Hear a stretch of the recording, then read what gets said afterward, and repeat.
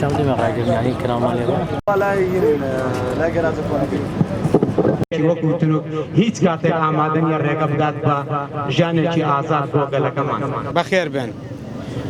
وەک لاتان ڕوونە ساڵانێکە دەوڵەتی تورک سڵ لە قەتڵ و عامکردن و سڕینەوەی کوردان نەکردووە. تەواوی چەک و هێز و زبر و زەنگی خۆی تاقی کردوێتەوە لەسەر گەلی کوردستان. ئامانجی دیار و ڕوونە مەبەستی سڕینەوەی گەلەکەمانە.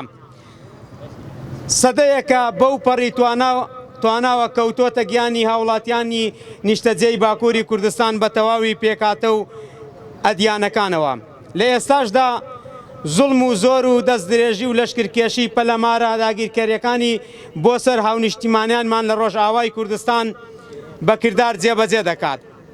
بەڵێ دەوڵەتی زاڵمی داگیرکەری تورک بۆ خۆی نەیشاردۆتەوە بەو پەڕی بێباکی و بێشەرمی بە ئاشکرا ناخی بۆگەنی خۆی دش بەگەلی کورد درکاندووە.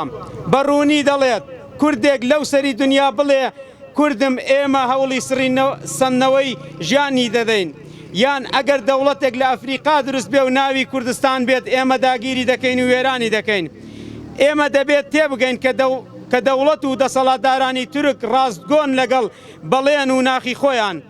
ئەوەتە ستاتوێیەک لە باکووری وڵاتی سووریا و لە ڕۆژئاوای کوردستان بە خوێنی 11,000 شەهید و زیاتر لە 24,000 بریندار هاتۆتە ئاراوە.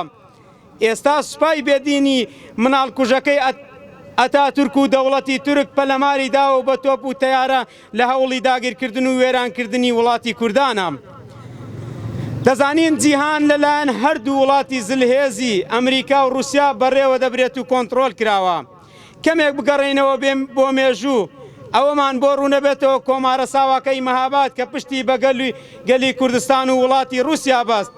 بەداخەوە دەوڵەتی رووسیا پشتی لێکرد و ئەو کۆمارەی فرۆشت. دەتوانین بڵێن رووسیا خیانەتی لێکردین، پندمان لەو خیانەتە وەرگرت، چیتر پشتمان بە دەوڵەتی رووس نەباست.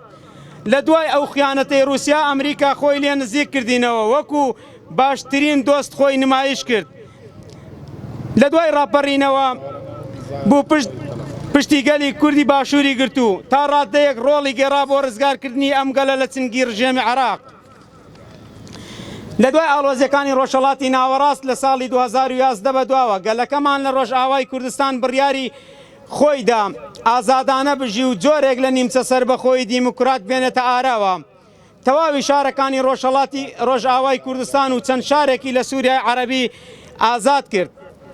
حکمی خۆسەری دیموکراتی چەسپاند. ئەمریکا سوودی بینی بەبێ بانگەشتنامە خۆی گەیاندە ئەو ناوچە ئارام و استراتیژیە.